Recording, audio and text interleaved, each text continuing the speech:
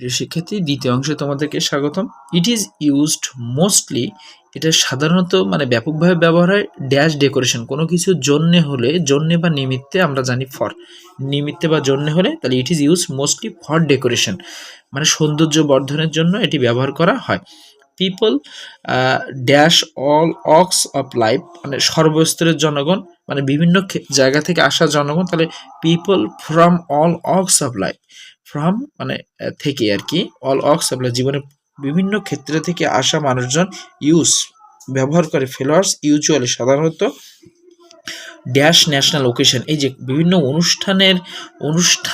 অনুষ্ঠানে যদি হয়, অনুষ্ঠান উপলক্ষে করে হয়, তাহলে ওই দিনটাকে বিবেচনা করা, এই জন্য ওয়ান ন্যাশনাল ওকেশন, মানে জাতীয় দিবসে, কোনো জাতীয় দিবসে, এই জন্য এখানে হবে হচ্ছে কি ওয়ান, কোনো স্পেসিফিক দিন, নির্দিষ্ট দিন তারিখ হলে সেখানে আমরা জানি ওয়ান, তাহলে জাতীয় উৎসব সময়। অ্যান্ড ড্যাশ ওয়েডিং, এবং বিয়ের, ওয়েডিং মানে কি বিয়ের জন্য, for, and for wedding, everyone prefers followers, আমরা জানি প্রেফারের পরে সবসময় টু বসে, প্রেফার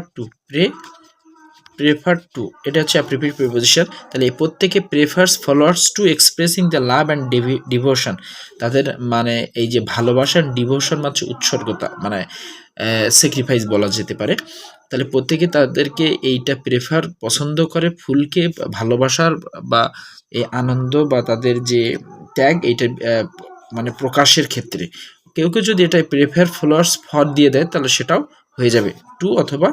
ফর, তবে টুটাই এখানে অ্যাপ্রোপ্রিয়েট। ধন্যবাদ।